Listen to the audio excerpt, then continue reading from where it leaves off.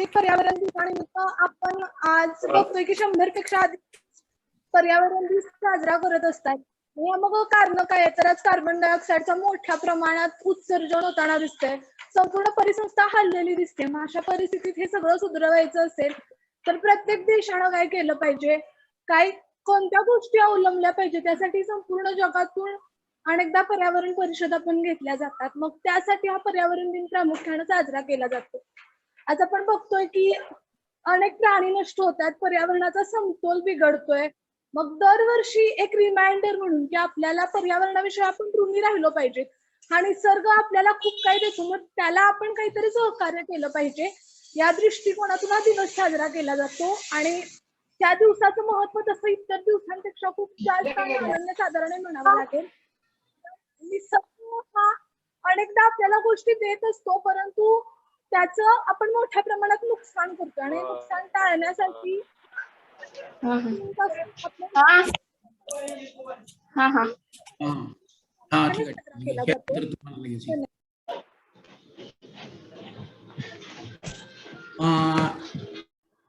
ठीक आहे. सईनं आपलं मत व्यक्त केलेलं आहे. त्यानंतर मी साठे सरांना विनंती करतोय की त्यांनी आपलं जागतिक पर्यावरण दिनानिमित्तचं मार्गदर्शन करावं. साठे सर अनम्यूट करा. साठे सर.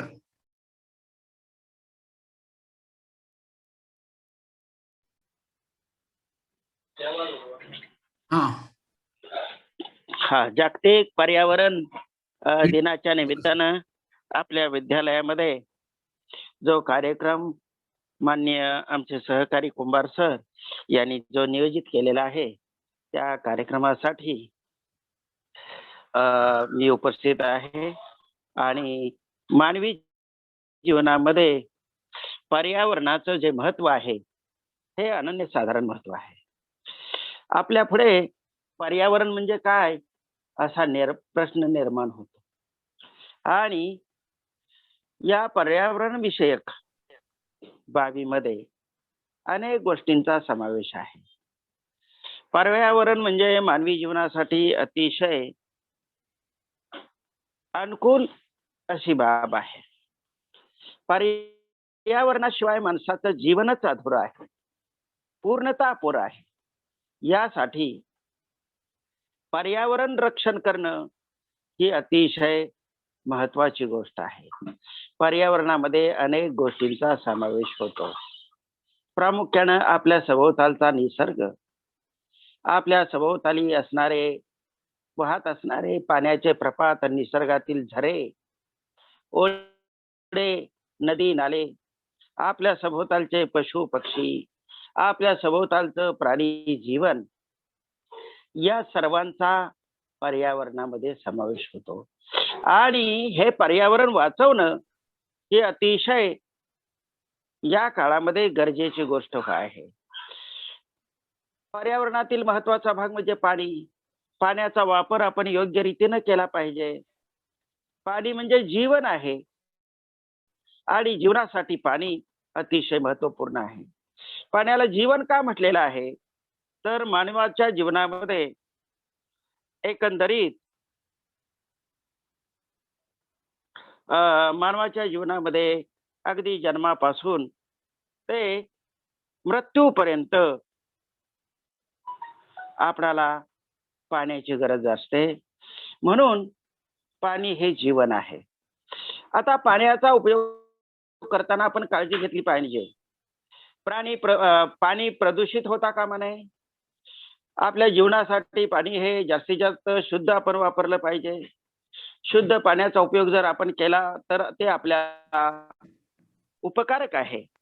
तथापि अशुद्ध पाणी आपण वापरलं आपल्या पिण्यासाठी, दैनंदिन जीवनामध्ये जर अशुद्ध पाणी आपण वापरलं तर त्याचा आपल्या प्रकृतीवर, आपल्या आरोग्यावर वाईट असा परिणाम होतो. म्हणून पाणी शुद्ध ठेवण्याचा प्रयत्न आपण केला पाहिजे. आपल्या सभोवतालचा जो निसर्ग आहे, या निसर्गामधल्या वृक्ष, वेली, झाडे, झुडपे यांचं संवर्धन करण्याचा प्रयत्न केला पाहिजे. आपल्याकडे सध्याच्या काळामध्ये विदेशी झाडांची भरमसाठ वाढ होत आहे. ही विदेशी झाडं आपणाला उपकारक नाहीत. आपल्या देशी झाडापासून जो मोठ्या प्रमाणात ऑक्सिजनचा पुरवठा आपल्याला होत होता, ती आपली देशी झाडं आपण तोडून टाकलेली आहेत. लिंब, वड, पिंपळ ही झाडं संख्येनं कमी होत आहेत आणि परिणामी आपणाला जो ऑक्सिजनचा पुरवठा आहे आपल्या देशी झाडांच्याकडून तो अतिशय कमी झालेला आहे. त्याचा परिणाम एकंदर मानवी जीवनावर आपणाला दिसून येत आहे. तेव्हा प्रामुख्यानं आपण आपली जी आपल्या देशातील पूर्वीची जुनी झाडं त्याची वाढ, त्यांचं संवर्धन आणि त्यांचं संगोपन करण्याचा प्रयत्न आपण केला पाहिजे. आणि यासाठी आपण झाडे लावली पाहिजेत. ती झाडं अशी असली पाहिजेत, आपली जी जुनी झाडं वड पिंपळ हे तर आहेच, पण लिंब हे झाड, आंब्याचं झाड, चिंचेचं झाड अशा प्रकारची आपली जी देशी झाडं आहेत ती आपल्याला फळं देतात, फुलं देतात आणि ऑक्सिजनचाही चांगल्या प्रकारे पुरवठा करतात. यासाठी आपण ही झाडं लावली पाहिजेत आणि त्याचं संवर्धन केलं पाहिजे आणि वृक्षतोड होता कामा नये यासाठी सुद्धा आपण लक्ष दिलं पाहिजे. त्याचबरोबर आपली जंगलं ही पर्यावरणाचा अतिशय महत्वाचा असा घटक आहे. ती जंगलं वाचवण्याचा आपण प्रयत्न केला पाहिजे. काही लोक वेडेपणानं कधी कधी रानातलं गवत पेटवण्याचा प्रयत्न करतात. त्याच्या मागची शास्त्रीय भूमिका आपण सर्वांना समजावून सांगितली पाहिजे. जर आपण जंगलाला आग लावली म्हणजे डोंगरातील गवतांना आग लावतो त्यावेळी त्या डोंगरावर असणारा जमिनीच्या अंतर्गत असणारे पाण्याचे झरे या वर लावलेल्या आगीमुळे नष्ट होत असतात. त्यांचं मोठ्या प्रमाणात बाष्पीभवन होत असतं आणि जमिनीतला पाण्याचा साठा अशा प्रकारे आपल्या चुकीच्या कृत्यामुळे नष्ट होत असतो. तेव्हा हा पाण्याचा साठा जमिनीच्या अंतर्गत पोटातील पाण्याचा साठा वाचवण्यासाठी आणि जंगलातील निसर्गाचं संवर्धन करण्यासाठी, वाढ करण्यासाठी, त्यांचा विकास करण्यासाठी आपण झाडं लावली पाहिजेत, झाडं वाढवली पाहिजेत, त्याची जोपासना केली पाहिजे. अशा प्रकारे जर आपण भावी काळामध्ये निसर्गाची जोपासना केली तर आपणाला निसर्ग उपकारक आहे. निसर्ग आपल्यावर आजच्या ज्या काही भयंकर अशा ह्या महामारीचे प्रसंग आलेले आहेत त्या प्रसंगातून निसर्ग आपल्याला वाचवू शकेल.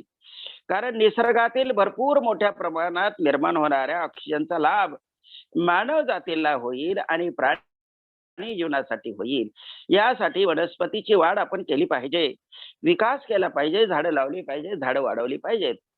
त्याचप्रमाणे आताच्या काळात अतिशय घटत चाललेलं पर्जन्यमानाचं प्रमाण याला सुद्धा आपण पर्यावरणाकडे अक्षम्यपणे जो दुर्लक्ष करत आहे आणि या अक्षम्य दुर्लक्षामुळे पर्जन्यमानाचं प्रमाण हळूहळू घटत चाललेलं आहे आणि पर्जन्यमान कमी झाल्यामुळे एकंदरीत वनस्पती जीवन आणि प्राणी जीवन याच्यावर अतिशय दुर्गामी असे परिणाम होत आहेत.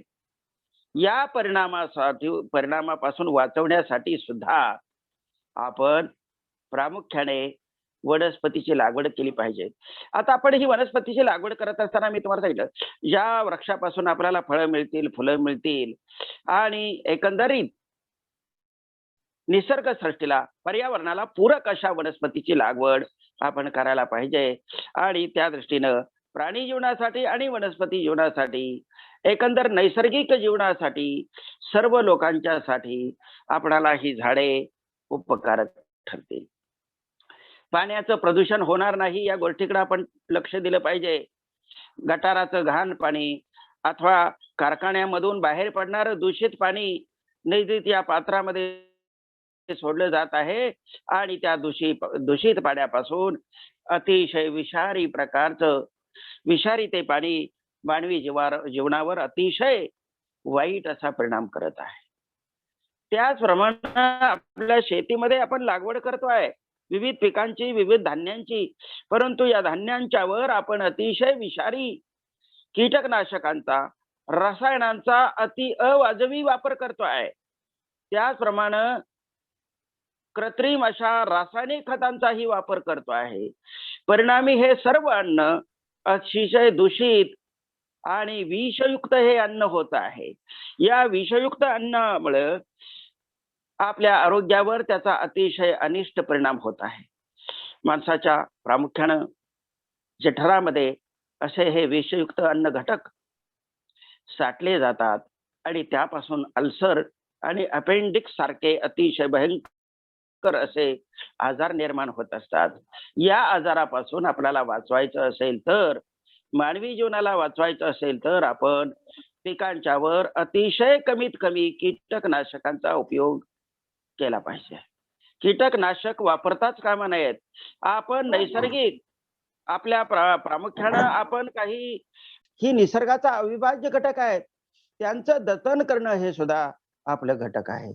काही आपल्या जंगलामध्ये जे हिंस्र पशुपक्षी आहेत, अन्न साखळी खंडित करण्याचा अधिकार नाही. ते प्राणी एकमेकांच्यावर अवलंबून असतात आणि त्यामुळे ती त्यांची अन्न साखळी सुद्धा अखंडित चालू ठेवणं, त्याच्यामध्ये आपण व्यत्यय आणता कामा नये.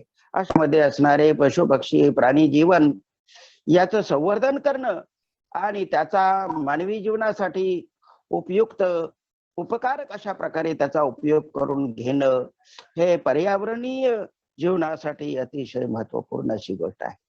यासाठी आपण सर्वांनी, आता कुंभार सरांनी आपल्याला सांगितलेलं आहे वृक्ष लागवडीच्या बाबतीत की आपण बियाणी गोळा करायचे आहेत.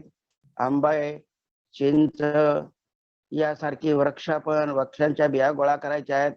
चांगली चांगली फुलझाडं सुद्धा आपण आपल्या शाळेच्या प्रांगणामध्ये लावायची आहेत.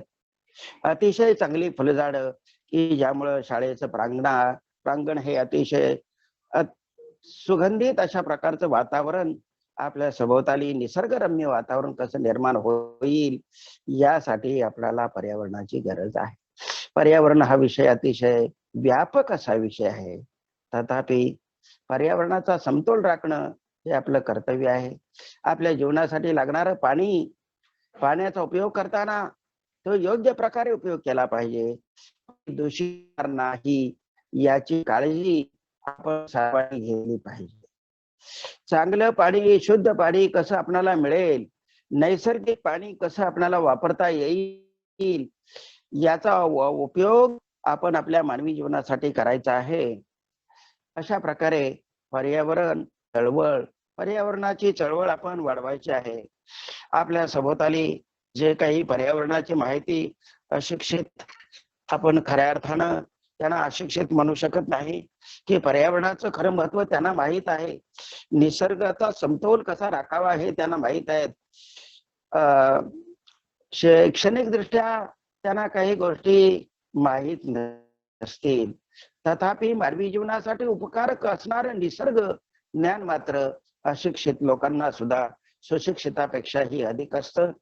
त्यामुळं आपण अशा लोकांचं उद्बोधन करायचं आहे आणि जंगलाचे फायदे, वनव्या लागल्यापासून होणाऱ्या ज्या काही अनेक आपल्याला जो नुकसान होत आहे एकंदर पर्यावरणाचं, अशा गोष्टीचे उद्बोधन वेळोवेळी आपण समाजामध्ये करायचं आहे आणि समाजातील लोकांना पर्यावरण पूरक अशा गोष्टी, त्यांचं ज्ञान आपण त्यांना सांगायचं आहे. त्याची माहिती त्या मोबाईलच्या दुनियेमध्ये इंटरनेटच्या साहाय्यानं, इंटरनेटवर अनेक गोष्टी, शेतीसाठी आवश्यक असणारं तंत्रज्ञान, अशा प्रकारे अनेक गोष्टी, पर्यावरणाला आवश्यक असणाऱ्या अनेक गोष्टीचं उद्बोधन आपण समाजामध्ये करायचं आहे.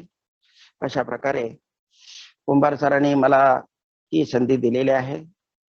आपण अतिशय स्तुत्यात हा उपक्रम आपल्या शाळेमध्ये वर्षाच्या प्रारंभीच हा सुरू केलेला आहे.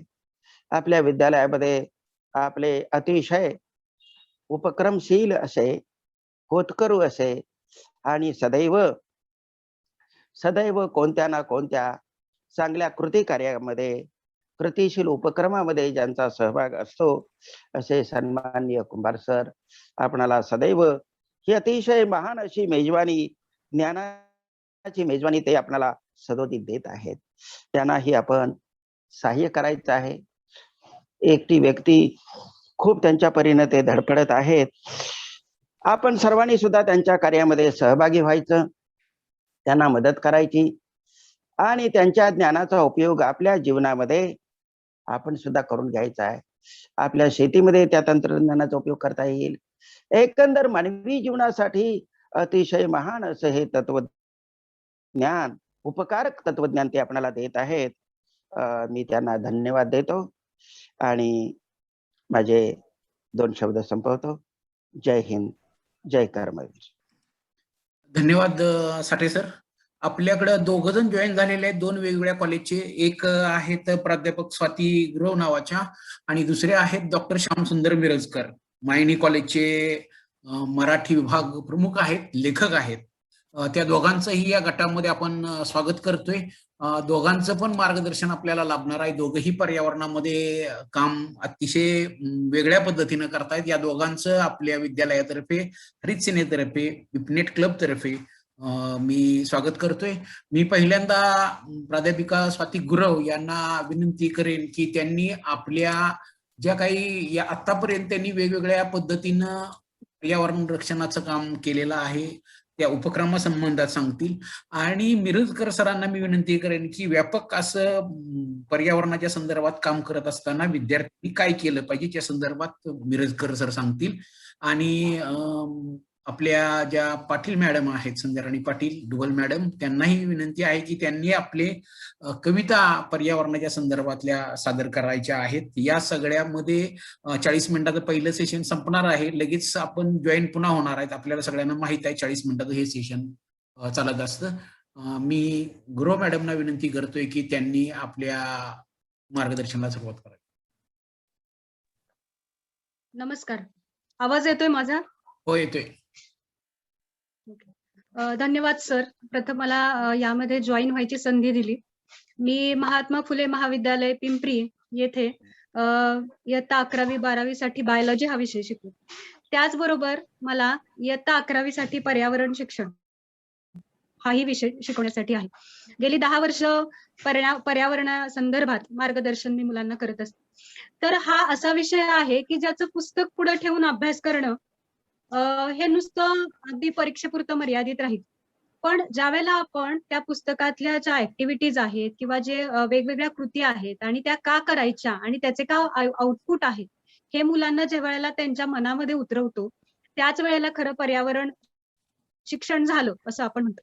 मग यासाठी त्यांना आधी पर्यावरण शिक्षणाची गरज काय आहे. बऱ्याच मुलांना असा प्रश्न पडतो की पर्यावरण या विषयाला मार्क्स असतात का. त्याचे मार्क्स बरेच विद्यार्थी असेही विचारतात, पालक विचारतात की त्याचे मार्क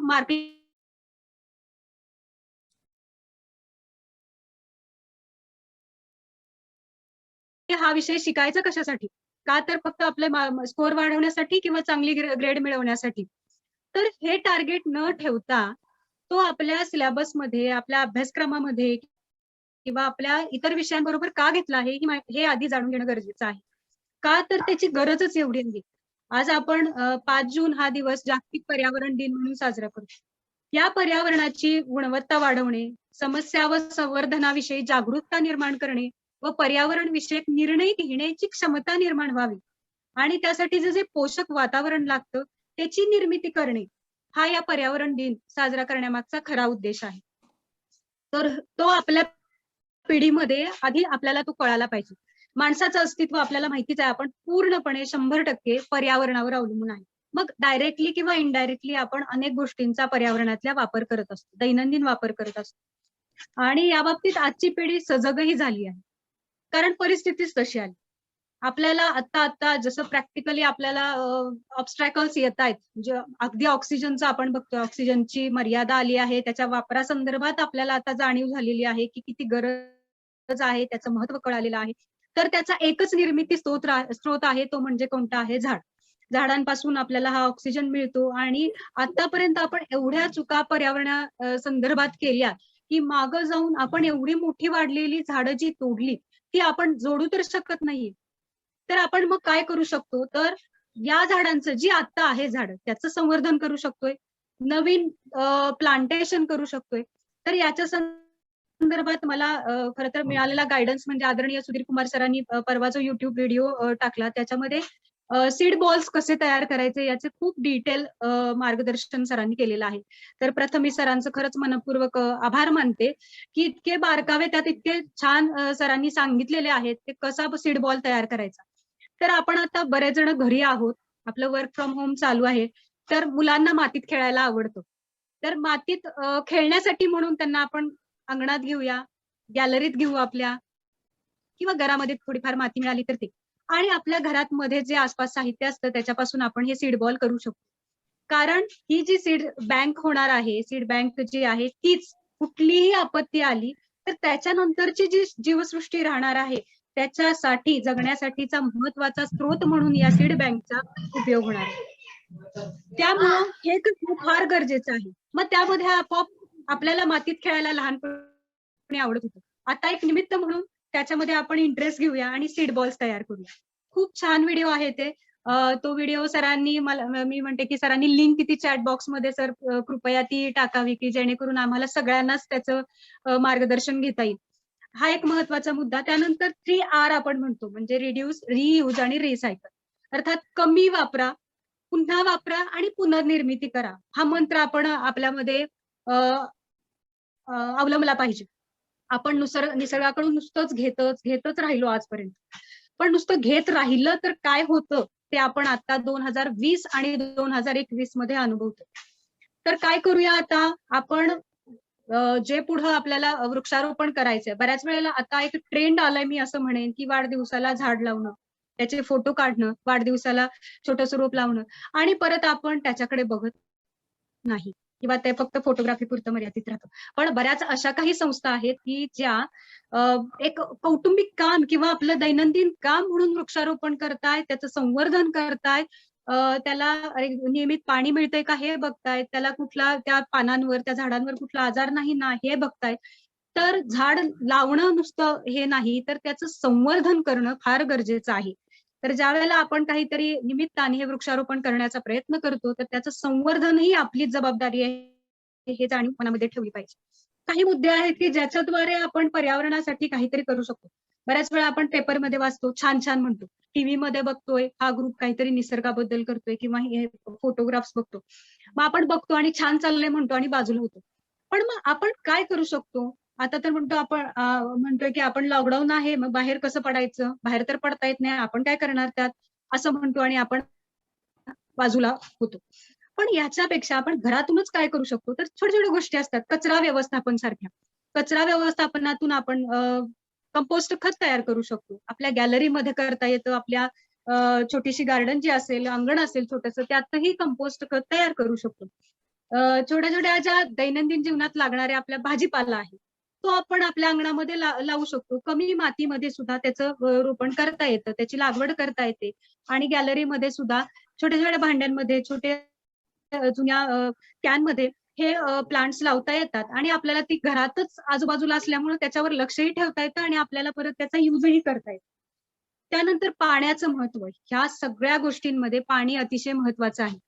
तर जलसंधारणाची अनेक कामं सध्या चालू असतात. तर यामध्ये जर आपल्याला सहभाग घेता आला तर त्यामध्ये आपण सहभागी होऊ. दुसरी गोष्ट, त्याच्यातलं आणखी आपण बाहेर जाऊन मदत नाही करू शकलो तर रेन वॉटर हार्वेस्टिंग सारखा प्रोजेक्ट आहे तर तो करूया. 11वी सायन्स आणि 11वी आर्ट्स कॉमर्स सायन्स आणि 12वी आर्ट्स कॉमर्स सायन्स मध्ये पर्यावरण विषय आहे, त्याच्याबरोबर आपल्याला प्रोजेक्ट करायला सांगितलेले असतात. त्या प्रोजेक्टला मार्क्स आहेत. तर हे प्रोजेक्ट निवडतानाच विद्यार्थ्यांना मुभा दिली जाते की तुला आवडतोय तो प्रोजेक्ट कर. तर बऱ्याच वेळा आपला विद्यार्थ्यांचा कल असा असतो की कुठला तरी सोपा घेऊया ज्याची माहिती इझिली गुगलवरून मिळेल. तर मी म्हणते आपण हाच पहिला निर्णय घेतानाच विचार करू आणि थोडासा दृष्टिकोन बदलूया. असा प्रोजेक्ट घेऊया म्हणजे ती गरजच आहे की ज्यातून आपल्याला पर्यावरणाला हानी न पोचता पर्यावरण संवर्धन कसं करता येईल हे आपल्याला त्या प्रोजेक्ट मधून स्वतःला नवीन काहीतरी शिकायला मिळेल. असे प्रोजेक्ट घेऊया आणि मग जे काही आउटपुट आहे ते प्रोजेक्ट मध्ये मांडूया. जे काही तुम्ही कृती केली, जे करण्यासाठी तुम्ही कुठे फिरला असाल, जी माहिती मिळवली, ते काही आहे ते लिहूया. बऱ्याच वेळेला आपल्याला नुसतं कम्प्लिशन हा पार्ट दिसतो किंवा ग्रेडेशन हा पार्ट दिसतो, की मला फक्त लिहायचं आहे गुगलवरून क्रोमवरून कॉपी पेस्ट करायचं. हे सर्वांना एक टार्गेट सूचना आता आहे. नको ठेवायला आपण. एक मिनिट, सर्वांना एक सूचना आहे. परत रिजॉईन व्हायचं आहे. आत्ताचा हा सेशन 40 मिनिटाचा संपतोय. परत जॉईन व्हायचं आहे. हा, ओके. त्यानंतरचं आहे प्लास्टिक. प्लास्टिक बद्दल भरपूर जनजागृती केली जाते की ते किती धोकादायक आहे. तर प्लास्टिकच्या ऐवजी इतर पर्यायांचा आपण वापर करू. उदाहरणार्थ कापडी पिशवी ही आपली सवय बनवूयात. कापडी पिशवी वापरणं ही सवय बनवली तर आपण प्लास्टिक बंदी अंमलात आणू शकू. स्वतःपासून आपण सुरुवात करूया. नंतरचा प्रवास करताना आपण अगदी जवळ जायचं असेल तरी टू व्हीलरचा वापर करतो आणि याच्यामध्ये इंधनांचा वापर केला जातो. इंधनांचे दर वाढतायत याच्या संदर्भात आपण आपली मतं व्यक्त करतो. तर आपणच यातला काहीतरी पर्याय काढू. म्हणजे जवळ जायचं असेल तर पायी अंतर असेल तर आपण सायकलचा वापर करू. अशा छोट्या छोट्या गोष्टींमधून सुद्धा आपण पर्यावरण संवर्धन करू शकतो. त्यानंतर महत्वाचा मुद्दा आहे इलेक्ट्रॉनिक वस्तू. इलेक्ट्रॉनिक वस्तू आपण कचऱ्यामध्ये टाकू आणि रिसायकलिंग प्रत्येक गांभीर्यानं घेऊन त्याचं रिसायकलिंग करू. झाडांची लागवड मी पहिला मुद्दा सांगितला. माझी एक विनंती आहे की सर्वांनी साऊंड म्यूट करावा. साऊंड म्यूट वर जा.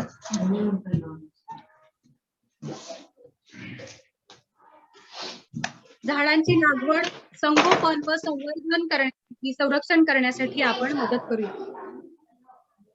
अनुष्का परीख. म्हणजे आपण असं म्हणू की काहीच न तरी करणं हे केव्हाही चांगलंच आहे. पर्यावरण शिक्षण देताना ज्ञान, आकलन, कौशल्य, जागृती आणि प्रत्यक्ष अनुभव घेऊन प्रत्येकानं आपली सकारात्मक मनोभूमिका निर्माण करूया आजच्या या दिवशी. आणि अशा प्रकारे आपला हा आगळा वेगळा पर्यावरण दिन आज आपण साजरा करूया. धन्यवाद सर. धन्यवाद स्वतिगृह मॅडम. आपल्याला आता श्यामसुंदर मिरजकर, डॉक्टर श्यामसुंदर मिरजकर आपल्याला जॉईन झालेले आहेत. पर्यावरण प्रेमी आहेत, लेखक पण आहेत आणि सूत्रसंचालक. अत्यंत त्यांचं पुस्तक एक चांगलं आपल्याला वाचायला मिळू शकेल. आतापर्यंत अनेक लेख लिहिलेले आहेत. मायनीमध्ये एक त्यांचा गट आहे पर्यावरणाच्या संदर्भात. ते भरपूर मायनीतल्या पक्षाभरण्यासंदर्भात लिखाण पण केलेलं आहे आणि तो मायनी अभयारण्य संवर्धनाच्या क्षेत्रामध्ये मिरजकर सरांनी काम केलेलं आहे. मी डॉक्टर श्यामसुंदर मिरजकरांना विनंती करतो की त्यांनी आमच्या विद्यार्थ्यांना मार्गदर्शन करावं. मिरजकर सर. नमस्कार डॉक्टर सुधीर कुंभार सर. आज जागतिक पर्यावरण दिवस आहे आणि या संदर्भानं पर्यावरणाच्या संदर्भात आपली स्वतःची भूमिका काय असली पाहिजे याचा आपण विचार करतो आहोत. प्रत्येकाला निसर्ग आवडतो. प्रत्येकानं आपल्या आजूबाजूला जरी डोकावून पाहिलं तरी आपल्याला आनंद देणाऱ्या गोष्टी कोणत्या आहेत याचा विचार केला तर लक्षात येईल की सुंदर फुलं, सुंदर फळं, पक्षी या सगळ्यांचा आपल्याला खूप मोह पडतो. ते खूप आवडतं. आज मोबाईल बरेच जण वापरतात आणि सकाळी सकाळी एकमेकाला गुड मॉर्निंग किंवा रात्री गुड नाईट म्हणतात. त्याच्यासाठी जे काही मेसेज पाठवले जातात, जे काही फोटो पाठवले जातात, तुम्ही बघा जवळजवळ 95% फोटोंमध्ये निसर्ग असतो. झाड असतात, फुलं असतात, पक्षी असतात. असं का? याचं उत्तर एकच आहे की आपल्याला निसर्ग खूप आवडतो, तो खूप आनंद देतो. तुम्ही निसर्गरम्य वातावरणात गेलात, सुंदर तलावाच्या काठी गेलात, बागेत गेलात, सुंदर फुलं बघितलीत की सेल्फी काढता. त्याचं कारण एकच आहे की इतकं सुंदर वातावरण असतं की त्या वातावरणात आपला स्वतःचा एक फोटो असावा असं आपल्याला वाटतं.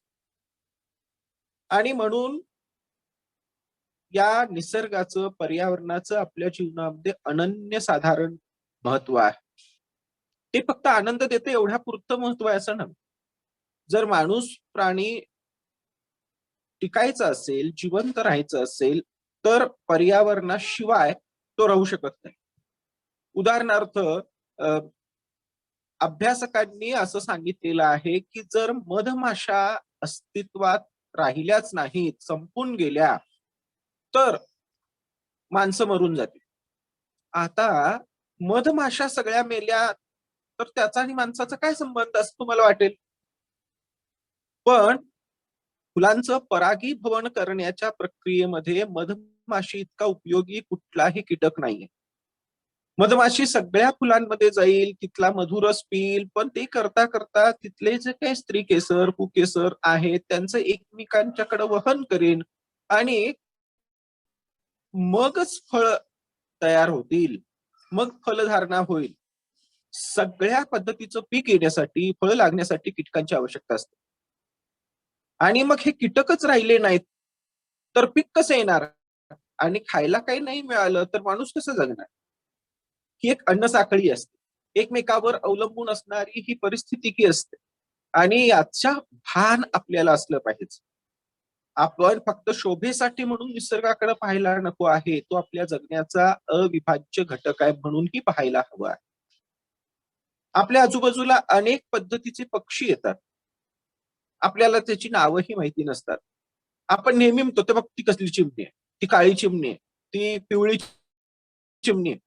चिमणीच्या आकाराचे सगळे पक्षी चिमणी असतात. तर असं व्हायच्या ऐवजी थोडीशी उत्सुकता दाखवली. आता जवळजवळ सगळ्या मुलांकडे सुद्धा मोबाईल हाताळायला मिळतो आहे.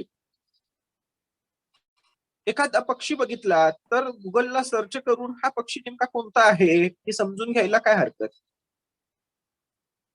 आपण मोबाईलचा चांगला वापर पर्यावरण, निसर्ग समजून घेण्यासाठी सुद्धा करू शकतो आणि ते केलं पाहिजे.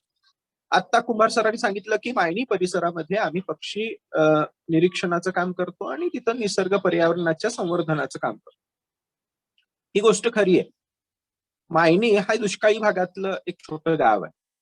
तिथं एक तळ आहे ते डॉक्टर आंबेडकरांच्या वडिलांनी, सुभेदार रामजी आंबेडकर यांच्या मार्गदर्शनाखाली ते तयार करण्यात आलेलं आहे.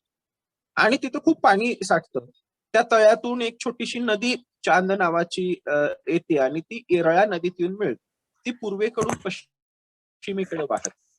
तर या तळ्यावर दरवर्षी सैबेरियातून फ्लेमिंगो हे पक्षी येतात किंवा गुजरात मधल्या कच्छच्या रणातून फ्लेमिंगो हे पक्षी येतात. 4-5 फूट उंचीचे, म्हणजे जवळजवळ माणसाच्या खांद्यापर्यंत लागतील एवढे मोठे पक्षी हे एवढ्या दुरून दरवर्षी नेमानं, जसा वारकरी पंढरपूरला वारी निमित्त जातो तसे दरवर्षी ते थंडी सुरू होताच इथं पोहोचतात. हजारो किलोमीटरचा प्रवास करून हे पक्षी कसे येत असतील असा प्रश्न आपल्याला पडतो. त्यांना दिशा कशी कळत असेल, त्यांना ते नेमकं ठिकाण कसं कळत असेल, किती दिवस लागत असतील, या प्रवासादरम्यान त्यांना काही धोका होत असेल का? खरं तर हे सगळं जाणून घेणं खूप उत्सुकतेचं आणि आनंदाचं आहे. मुळात ह्या पक्ष्यांना पाहणं हाच एक आनंदाचा सोहळा असतो. माणसाला आनंद हवाय, आनंदाच्या शोधात तो इकडं तिकडं भटकतोय, पण आपल्या आजूबाजूला असणाऱ्या छोट्या छोट्या गोष्टीत जो खूप मोठा आनंद दडलेला आहे ते आपल्याला लक्षात येत नाही. तर हे आपल्याला जपलं पाहिजे, याचं संवर्धन केलं पाहिजे, याचा वाढ केले पाहिजे. आपल्या आजूबाजूला अनेक पक्षी आहेत, अनेक झाडं आहेत, अनेक प्रकारचं माळ रानं आहेत किंवा थोडंसं जंगल आहे. याची काळजी जर आपण घेतली नाही तर हळूहळू पर्यावरणाचा ऱ्हास होत जाईल. आज आपण कोरोनाच्या काळात पाहतोय की सगळ्यांना ऑक्सिजन फार महत्वाचा वाटायला लागलाय. एखादा माणूस पॉझिटिव्ह आला की त्याच्या शरीरातला ऑक्सिजन कमी व्हायला, तो 94 पेक्षा कमी व्हायला लागला की लगेच ऍडमिट करतात आणि ऑक्सिजनचं सिलेंडर लावतात. ऑक्सिजन सिलेंडर मिळत नाही आणि मग माणूस जगतो की मरतो अशी अवस्था होती. झाडं वर्षानुवर्ष आपल्याला मोफत ऑक्सिजन देत आहेत, पण या ऑक्सिजनचं मूल्य जे आहे, महत्व जे आहे ते आपण जाणत. आपल्या घराच्या आसपास जास्त ऑक्सिजन देणारी झाडं तरी आपण लावलेली आहेत का? आता त्यातली काही झाडं आपण नाही लावू शकत, म्हणजे वड, पिंपळ हे नाही लावू शकत. पण आपण कडुनिंबाचं झाड, जांभळाचं झाड हे लावू शकतो आणि ह्या झाडाच्या खूप आपल्याला ऑक्सिजन मिळतो. आपण एक झाड लावलं की नुसतं झाडच जगतं असं नव्हे, त्या झाडावर अनेक प्रकारचे कीटक येतात. कीटकांची म्हणून एक जीवनसाखळी तयार होते. अनेक पक्षी येतात, त्यांचे विविध रंग, आवाज ते आपल्याला पाहायला मिळतात. कधी कधी त्या झाडांवर घरटी बांधली जातात, नव्याला जन्म देण्याची प्रक्रिया सुरू होते. बऱ्याच वेळेला आपल्याला वाटतं पक्ष्यांवर प्रेम करणं म्हणजे त्यांना काहीतरी तांदूळ, ज्वारी वगैरे खायला घालणं आहे. असं नाही. लक्षात घ्या की खूप कमी पक्षी आहेत की ते धान्य खातात. चिमणी, मोर, कबूतर असेच काहीच पक्षी आहेत की जे धान्य खातात. बाकी सगळ्या पक्ष्यांना आवडतं अन्न जे आहे ते आहे कीटक. आणि कीटक असतात झाडांवर, गवतांवर. ते काही इमारतीवर असत नाहीत ना. ती झाडं, गवत, झुडपं याच्यावरच कीटक असतात आणि त्या कीटक खाण्यामध्ये पक्ष्यांचं फार मोठं स्पर्धा असते, योगदान असतं आणि कीड नियंत्रणामध्ये पक्ष्यांचा खूप उपयोग होतो. हे सगळं आपण नीट समजून घेतलं पाहिजे. आपल्या भागातले स्थानिक पक्षी कोणते आहेत तेही ओळखता आले पाहिजेत. बाहेरून कोणते येतात ते बघितलं पाहिजे. कोणकोणत्या ऋतूमध्ये कोणकोणते पक्षी दिसतात. आता पावसाळा सुरू होतोय, तर पावसाळा सुरू होताना आपल्याला नवीन कुठली पाहुणे पक्षी आलेत का आपल्याकडं, तर नक्की येतात. पावसाळा सुरू व्हायच्या अगोदर कोकिळा येते. कोकिळा काय आपल्याकडचा पक्षी नाही ना, ते आफ्रिकेतून इकडे येतो. हा पक्षी खूप लांबून आपल्याकडे येतो. नर मादी दोन वेगवेगळ्या रंगाचे आहेत आणि हा कोकिळा पक्षी नर मादी इकडे येते. ती इकडे घरटं सुद्धा स्वतः बनवत नाही. कावळ्याच्या घरट्यामध्ये कावळ्याला भुलवून त्या कावळ्याच्या घरट्यात स्वतःचं अंड कोकिळा घालते आणि एखादं कावळ्याचं अंड ढकलून देते खाली. कावळ्याला वाटतं ही सगळी अंडी आपलीच आहेत आणि कोकिळेच्या पक्षाला, पिल्लाला कावळा वाढवतो. तर अशा पद्धतीनं कोकिळा बाहेर येतो. चातक पक्षी बाहेर न येतो. पावशा पक्षी जो आहे तो बाहेर न येतो. चातक पक्षी त्याला पपिहा म्हणतात. पिऊ पिऊ असा तो आवाज करतो. पावशा पक्षी जो आहे तो पेरते व्हा असा आवाज करतो. आणि असे आवाज यायला लागले की शेतकऱ्याची लगबग सुरू होते, कारण आता पाऊस येणार आहे. लक्षात घ्या की प्राण्यांच्याकडं, पक्ष्यांकडं बघितल्यावर निसर्गात काय बदल घडणार आहे ते सुद्धा आपल्याला लक्षात येतं नीट. जर समुद्र किनारपट्टीवर वादळी पाखरू नावाचे एक पक्षी येत, म्हणजे तो समुद्रात असतो आणि क्वचित तिकडं किनारपट्टीला येतो. या किनारपट्टीवर हा पक्षी आला की सगळे लोक समजतात की आता वादळ समुद्रात उठणार आहे. आणि समुद्रात मासेमारीसाठी गेलेले हे जे असतात, कोळी जे असतात, ते कोळी बांधव सुद्धा त्यांच्या बोटीवर एक किंवा त्यांच्या आसपास काही पक्षी उडून किनाऱ्याकडे जाताना दिसले तर ते ताबडतोब किनाऱ्याकडे परत फिरतात. आपल्यापेक्षा जास्त चांगली संवेदनशीलता निसर्गाविषयीची ही पाखरांकडे असते. आपल्याला बऱ्याच वेळेला वाटतं की आपण वृक्षारोपण करतो. आपण फार कमी, किती 1 लाख 2 लाख कितीही झाडं लावली, वृक्षारोपण केलं तरी ते कमीच आहे. का कमी आहे? कारण आपल्यापेक्षा कितीतरी पटीनं जास्त वृक्षारोपण करायचं काम हे पक्षी करत असतात. पक्षी वेगवेगळी फळं खातात, ती बियांसह खातात. त्यांचे बी विष्ठेतून खाली पडतात आणि ते खऱ्या अर्थानं लवकर रुजतात. तर सगळ्यात जास्त वृक्षारोपण जे आहे ते पक्ष्यांच्या माध्यमातून होत असतं. आणि म्हणून हे पक्षी जगले पाहिजे, त्यांना आश्रय दिला पाहिजे. त्यांच्यासाठी आता आपण काय सगळ्यात मोठा पक्ष्यांचा, मी कालच एक लेख लिहित होतो, पक्ष्यांचा शत्रू कोण. पक्ष्यांचे शत्रू वेगवेगळे असतात. जे आपल्याला माहित असतं, साप आहे, दुसरे शिकारी पक्षी आहेत, मांजर किंवा रानमांजर वगैरे, मांजर कुळातले काही ह्या, मुंगूस आहे. असे काही पक्ष्यांचे शत्रू आहेत. पण पक्ष्यांचा सगळ्यात मोठा शत्रू कोण आहे? तो आहे माणूस. माणसानं काय केलं? जंगलं तोडली, आश्रयस्थान कमी केलं, मोठी मोठी झाडं तोडली. त्या मोठ्या झाडांवर राहणाऱ्या पक्ष्यांचा सगळा निवाराच गेला ना. आता वेगवेगळे हायवे केलेले आहेत. राज्य राष्ट्रीय पातळीवरची मोठे मोठे रस्त्याच्या दुतर्फा असणारे सगळी झाडं तोडली गेली. आता जास्तीत जास्त शेती योग्य जमीन बनवायचं चाललेलं आहे. पण हे करत असताना जिथं अगोदर शेती नव्हती, माळ होतं, त्या माळावर स्वतःची एक पर्यावरण होतं, परिस्थिती होती, ती सगळी नष्ट होत जाते. नुसतं आपण गवताळ माळरान म्हटलं तरी त्या गवताळ माळरानावर अनेक प्रकारचे कीटक, अनेक प्रकारचे सरपटणारे प्राणी, ज्याला सरीसृप असं म्हटलं जातं, म्हणजे सरड्यांपासून सापांपर्यंत, घोरपडींपर्यंत सरपटणारे अनेक, आणि त्याच्या बरोबरीनं अनेक पक्षी असतात. हे सगळं वैविध्य. आता तुम्हाला माहिती आहे की साताऱ्यामध्ये आपल्याला कासच्या पठारावर इतकी वेगवेगळी फुलं फुलतात की ती फुलं बघायला जगभरातून लोक येतात. हे अगोदर या फुलांना कुणी फारसं महत्व सुद्धा देत नव्हतं, पण एकदा हे लोकांच्या लक्षात आलं, अरे हे महत्वाचं आहे. आता काय होतंय, जगभरातून लोक तिथे येतात. त्या गावाला इतका पैसा उपलब्ध होतोय, निधी उपलब्ध होतोय की त्या गावाचं सगळं अर्थचक्र पर्यावरणानं त्यांना दिलेलं आहे असं दिसतं. आपल्या भागात पुण्याजवळ एक मोराची चिंचणी म्हणून आहे, तर तिथं सगळे लोक मोर बघायला जातात, तिथं राहतात, मोर बघतात. तिथल्या गावात खूप बाहेरून लोक आल्यामुळे त्यांच्या अर्थचक्राला गती मिळते, त्यांना त्याचा आर्थिक लाभ होतो. तशाच पद्धतीनं पर्यावरण जिथं चांगलं आहे तिथं लोकांना राहायला यायला आवडतं. तिथं आपण लोकांना उन्हाळ्यात किंवा सुट्टीच्या काळामध्ये जसं लॉजिंग असतं तशा पद्धतीनं सुट्टीकालीन राहण्याची व्यवस्था केली तर आपल्या परिसरामध्ये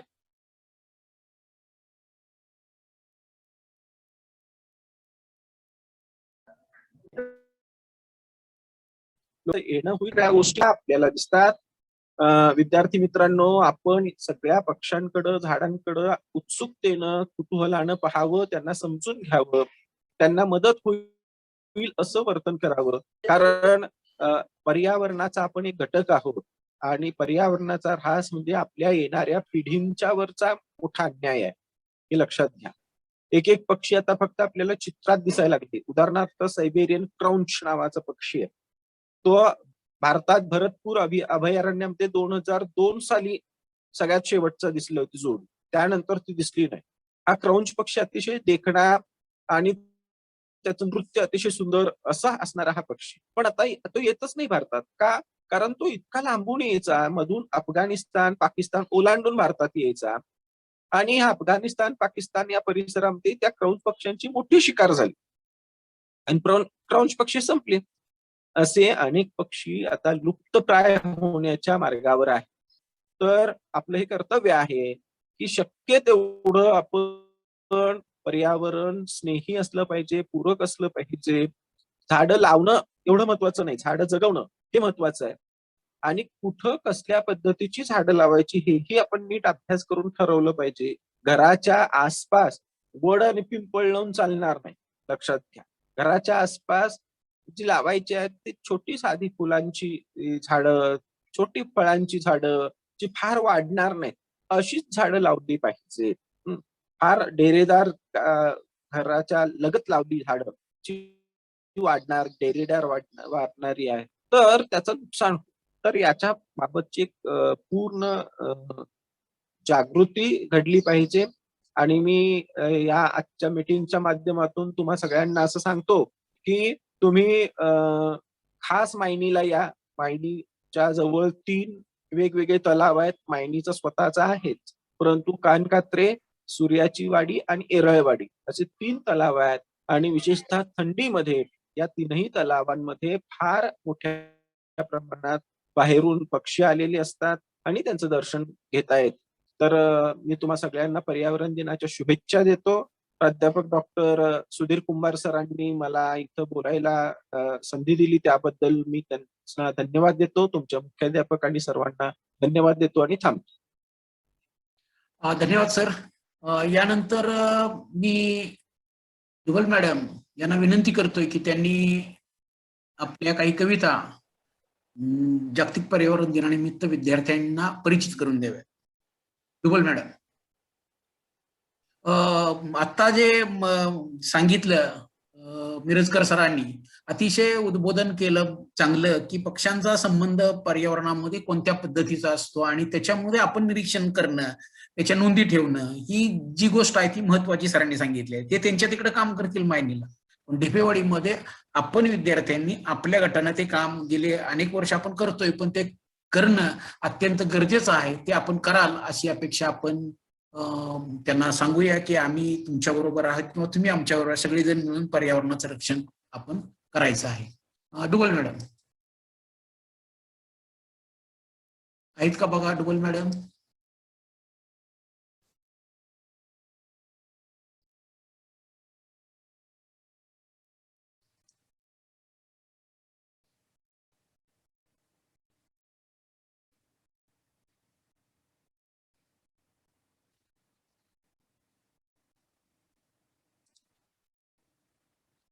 कपसे सर, हॅलो कपसे सर.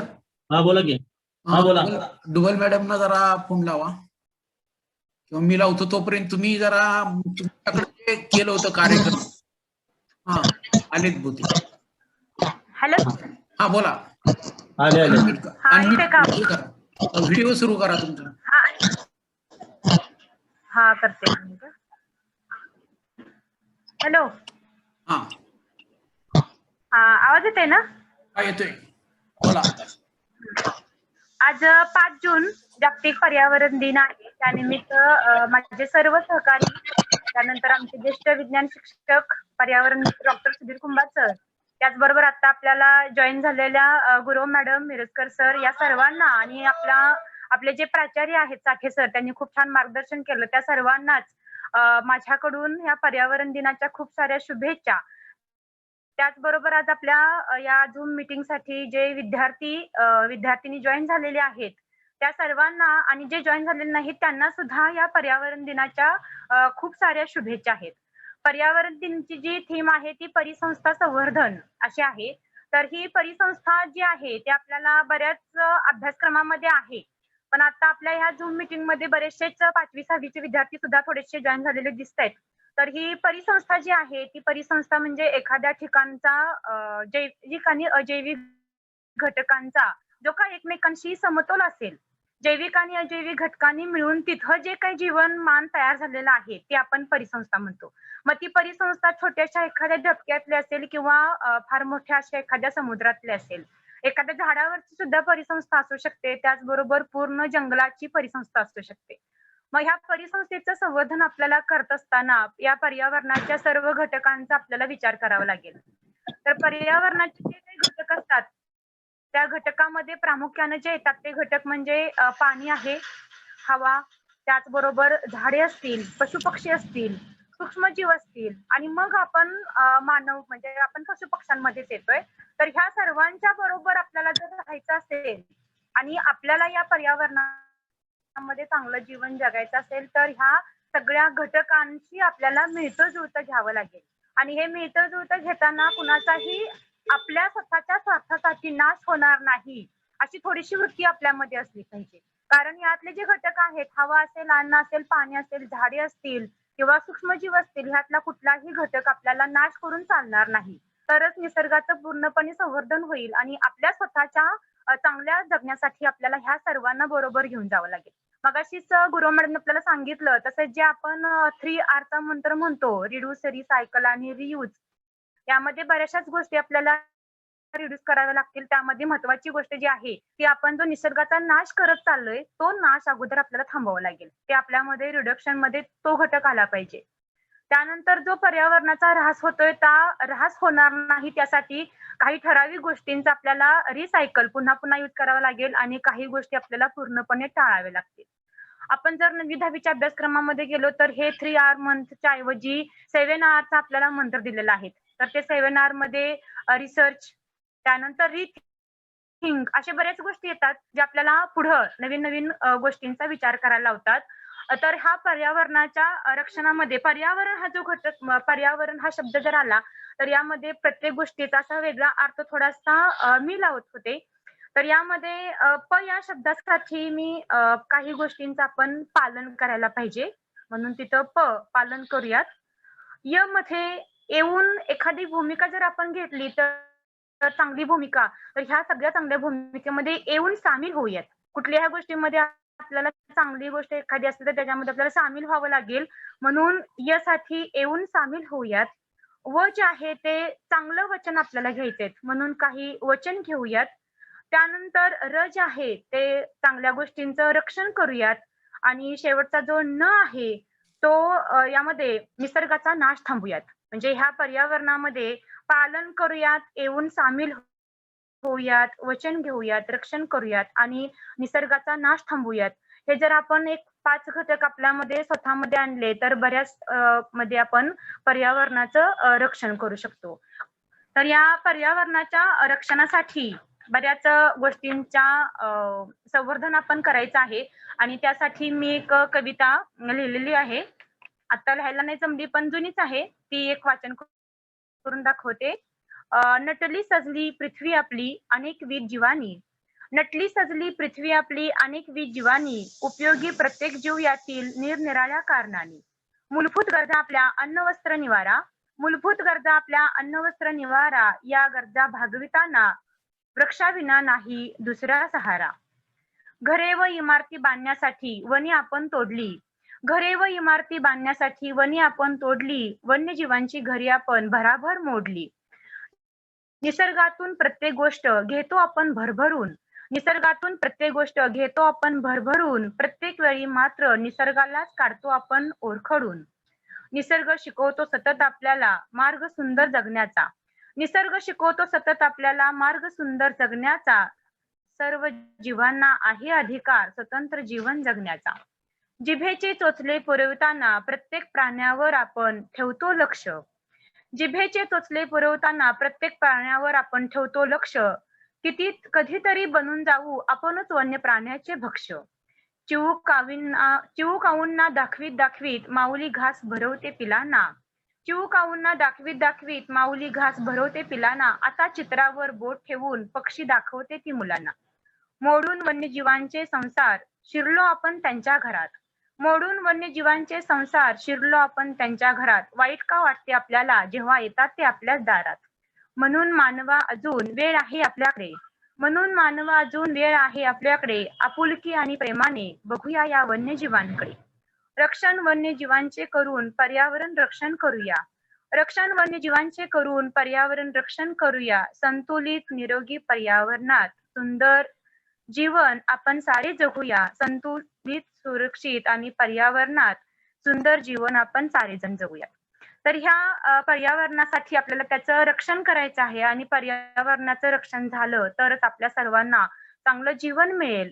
मघाशीच आपल्याला मिरजकर सरांनी झाडांचं महत्व पटवून दिलं की आता जे कोरोनाची साथ आलेली आहे या कोरोनाच्या साथीमध्ये आपल्याला ऑक्सिजनची किती गरज आहे आणि मग आपल्याला ऑक्सिजनची गरज भागवण्यासाठी आपल्याला झाडांशिवाय दुसरा कोणताच पर्याय नाही. तर आपण ही वृक्षतोड थांबवली पाहिजे, सर्व पशुपक्ष्यांचं रक्षण केलं पाहिजे, तरच आपल्याला ह्या कोरोना सारख्या दुसऱ्या विचित्र रोगांना सामोरं जाण्याची वेळ आपल्याकडे येणार नाही. आणि म्हणून आपण या पर्यावरणाच्या दिनानिमित्त पर्यावरण संतुलन आणि पर्यावरणाचं रक्षण, झाडांचं रक्षण हे थोडेसे वचन स्वतःला आपण लावून घेतले पाहिजे, तरच आपल्याला निरोगी जीवन जगावयास मिळेल. कुंभार सर. हा ठीक आहे, धन्यवाद. सर आपल्याला काही बोलायचं आहे? कुंभार सर. हा कुंभार सर. हा बोला. ऐकू येते? हा बोला की. हा, मी एक कविता सादर करतो. हा चालेल चालेल, करा सर. कवितेचं नाव आहे ज्यांचे हात मातीचे. हा. ज्यांचे हात मातीचे त्यांचेच बीज रुजते, ज्यांचे हात मातीचे त्यांचेच बीज रुजते, ज्यांचे अंतःकरण फुलांचे त्यांनाच गाणे सुचते. डोळ्यात ओल घेऊन जे पाऊस गाणी गातात, डोळ्यात ओल घेऊन जे पाऊस गाणी गातात, त्यांच्याच अंगणात नेहमी पाखरं खेळ मांडतात. डोळ्यातली ऊब ज्यांच्या फुला फळात भरते, डोळ्यातली ऊब ज्यांच्या फुला फळात भरते, मधुवंती गोडी त्यांच्या घरादारात झरते. श्वासातला वायू ज्यांच्या रोपात प्राण भरते, श्वासातला वायू ज्यांच्या रोपात प्राण भरतो, तिथे सावली, तिथे सुख, तिथेच दरवळ उरतो. हृदये ज्यांची रेशमाची गगनासम होतात, हृदये ज्यांची रेशमाची गगनासम होतात, तिथेच येते श्रावण सर, तिथेच वसंत फुलतात. तिथे येते श्रावण सर, तिथेच वसंत फुलतात. धन्यवाद. धन्यवाद सर. यानंतर कपसे सर. सरांनी अत्यंत चांगली कविता सादर केली. धन्यवाद मिरजकर सर. कपसे सर, अनम्यूट करा. हा कविता करतो. हा हा कविता एक छोटीशी कविता आहे. एक रोपट मी संकलित केलेली ती. इवलस रोपट मी, तू म्हणालास तर मरून जाईन. इवलस रोपट मी, तू म्हणालास तर मरून जाईन. ओंजळभर पाणी दे मला, आयुष्यभर तुझ्या कामी येईन. ओंजळभर पाणी दे मला, आयुष्यभर तुझ्या कामी येईन. दिलं जीवदान मला तर तुला जगायला प्राणवायू देईन. जगवलंच मला तर तुझ्या देवासाठी फुलं देईन. फुलवलंच मला तर तुझ्या मुलासाठी फळं देईन. तळपत्या उन्हामध्ये तुझ्या कुटुंबाला सावली देईन. तुझ्या कुटुंबाला सावली देईन. तुझ्या सानुल्यांना खेळावया, माझ्या खांद्यावर झोका देईन. तुझ्या सानुल्यांना खेळावया, माझ्या खांद्यावर झोका देईन. तुझ्या आवडत्या पाखरांना मायेचा मी खोपा देईन. मायेचा मी खोपा देईन. कधी पडला आजारी तर तुझ्या औषधाला कामी येईन. कधी पडला आजारी तर तुझ्या औषधाला कामी येईन. झालो बेईमान जरी मी, शेवटी तुझ्या सरणावर कामी येईन. शेवटी तुझ्या सरणावर कामी येईन. एक रोपट्याचं एक छोटीशी कविता केलेली. धन्यवाद. शेवटला पण येतोय. अजून कुणाला काही सादर करायचं तर 2 मिनिटं आहेत. कुणी बोलणार आहे का?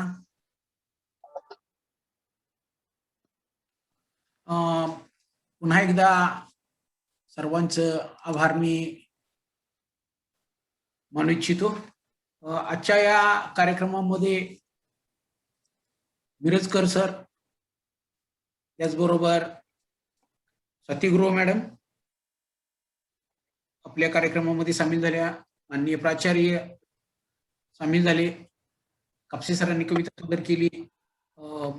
डुबल मॅडमनी आपल्या कविता आणि मार्गदर्शन केलं, त्याबद्दल या सर्वांचा आभार. त्याचबरोबर वेगवेगळ्या ठिकाणावरून माणसं याच्यामध्ये जॉईन झाली होती. दत्ता कोळे असतील पत्रकार, त्याचबरोबर विनायक माळे असतील, अब्दुल लाट, सरशा माळे असतील. या सगळ्यांच्या वतीनं मी असं सांगू इच्छितो की आपण आपल्या पर्यावरणामध्ये योग्य पद्धतीनं बदल घडवून आणायचा असेल तर माझ्या स्वतःपासून सुरुवात करावी लागेल.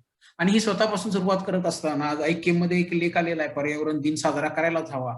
तर आपण सगळेजण पर्यावरण दिन साजरा करूया. माझ्या या शाळेतले घोरपडे मॅडम असतील, पानसकर सर असतील आणि चव्हाण सर आहेत, कापसे सर आहेत, हे सगळे ह्याच्यामध्ये सामील झाले. पवार मॅडम आहेत, पाटील मॅडम असतील, आणखी कुणी असतील तर त्यांची नावं मी याच्यामध्ये काही शोधू शकलेलं नाही. तरी परंतु आपण या सर्वांच्या बरोबर एक लक्ष घालूया की ह्याच्यामध्ये भर घालू शकतो आपण अजून पर्यावरण दिनाच्या ह्याच्यामध्ये. तर माझ्या घरातले गळके नळ आहेत ते मी दुरुस्त करून पाण्याचा अपव्यय टाळू शकतो, नड्याप कंपोस्ट करू शकतो. परसबागेतील सांडपाणी आहे जे ग्रीस ट्रॅप करू शकतो. घरगुती गांडूळ प्रकल्प, आपला जसा शाळेत गांडूळ प्रकल्प आहे तसा शोष खड्डा आहे, परसबाग आहे, टेरेस गार्डन आहे. पोषण मूल्य वाढवणे, भाजीपाला आपण वाढवू शकतो. निर्धूर चुलीचा प्रचार करू शकतो. कचऱ्यावर चालणारा बंब खरेदी करणे किंवा त्याचा प्रचार करणे असेल, रेन वॉटर हार्वेस्टिंग असेल, सीड बॉल तयार करणे असेल, पाणी आणि माती संधारणाची कामं करू शकतो. गटर नियोजन, बांधकाम, कचरा ट्रॅप, गाळ विलगीकरण, देशी वृक्षांच्या प्रचार आणि प्रसार आणि लागवड करू शकतो. प्लास्टिकच्या वस्तू आणि पिशव्यांचा कमीत कमी वापर करू शकतो. टाकाऊ आणि टिकाऊच्या संदर्भात आपण काम करू शकतो. डासाची उत्पत्ती स्थाने नष्ट करणे, सेडिमेंटेशन टँक तयार करणे, कागद कमी वापरणे, दोन्ही बाजूनी कागद वापरणे, झेरॉक्स काढताना गरज असली तर प्रिंट मारणे, कापडी पिशव्या वापरणे, त्याचबरोबर देशी बियाणांचा वापर, संग्रह, जतन करणे, वनवा न लावणे त्याबद्दल प्रबोधन करणे, पोस्टर तयार करणे, रद्दी योग्य कामासाठी त्याचे संकलन करणे, कचरा वर्गीकरण घरातल्या घरात करणे आणि न कुजणारा कचरा असेल तर त्याचं खत बनवणे, न कुजणारा कचरा असेल तर तो वेगळा करणे आणि तो भंगारला घालणे. अन्न, फळे, भाज्या वाया जाणार नाहीत. ताटातलं अन्न वाया जाऊ नये, कारण ते तयार करताना कष्ट आहेत. त्याचबरोबर पाणी वाया गेलेलं आहे, ऊर्जा वाया गेलेली आहे आणि ते कोणाला तरी गरीबाला आपण देऊ शकतो असतो तर ते देऊ द्या. त्याचबरोबर होळीच्या संदर्भात आपण करतोय तसं गणेश उत्सवामध्ये प्रदूषणाबद्दल करतोय. निर्माल्याचं खत करणे, वन्य प्राणी पक्षी यांची शिकार करायची नाही. तस्करी करणारं कोण असेल तर ते निदर्शनास आणा. शेवगा, सीताफळ, फणस, आंबा, जांभूळ, चिंच, भोपळा काय जे लावायचंय, कारले, कडीपत्ता, आवळा सहज वाढणारी रोपं आपण घराच्या आसपास लावावीत. तुम्हाला कारला नसेल तर दुसऱ्याला तुम्ही कारला देऊ शकता. त्याच्याकडनं आवडीचा तुमचा एखादा दोडका किंवा इतर भाजी असेल तर ती तुम्ही घेऊ शकता. पण प्रत्येकानं असं काही ना काही केलं पाहिजे. छोट्या जागेमध्ये सुद्धा आपल्याला काही लावता येतं. बादलीमध्ये असेल, फुटक्या बादलीमध्ये, डब्यामध्ये, मडक्यामध्ये माती घालून आपण किंवा प्लास्टिकच्या पिशवीमध्ये, पोत्यामध्ये पण माती घालून आपण वाढवू शकतो. तर या सगळ्या गोष्टी करू शकतो. प्लास्टिकच्या बॉटलमध्ये बाद प्लास्टिक खोचून भरलं तर त्याच्या विटा तयार करू शकतो आणि एखादा कट्टा तयार करता येऊ शकेल. अशा प्रकारे या यादीमध्ये आपण भर घाला आणि आपण सर्वांनी जिथं आहे, आता एक कविता त्या विनायकनं पाठवलेली, फुलात जिथं फुलता येतं, पक्षात जिथं डुलता येतं, ते झाडच माझं पुस्तक, त्याचं पान मला वाचता आलं पाहिजे, असं आपल्याला त्यांचं म्हणणं आहे. त्याचबरोबर आपल्याला शुभेच्छा कोळी साहेबांनी दिल्या. या सगळ्यांचं मी आभार मानतो की या सगळ्यांनी वेळात वेळ काढून या पर्यावरण दिनाच्या कार्यक्रमामध्ये सहभागी झाले. आपल्या सर्व विद्यार्थ्यांचं, त्याचबरोबर मोहितेनं सकाळी सुरुवात केली पर्यावरणाच्या संदर्भातली, तिचं आणि इतर सर्व विद्यार्थ्यांचं कौतुक आणि आभार मानतो. पर्यावरण रक्षणासाठी थिंक ग्लोबली म्हणतो, ऍक्ट लोकली आणि डू पर्सनली या तत्वाचा उपयोग करून आपण पर्यावरण रक्षणाच्या कामामध्ये सहभागी व्हाल अशी अपेक्षा व्यक्त करतो आणि थांबतो. पुन्हा एकदा सर्वांचं आभार, अभिनंदन, आभार, धन्यवाद. नमस्कार.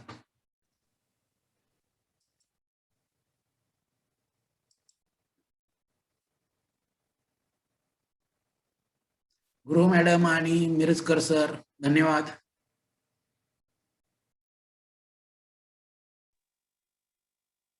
त्याचबरोबर या शाळेतले जे आहे त्या सर्वांचं पण धन्यवाद मानतो मी.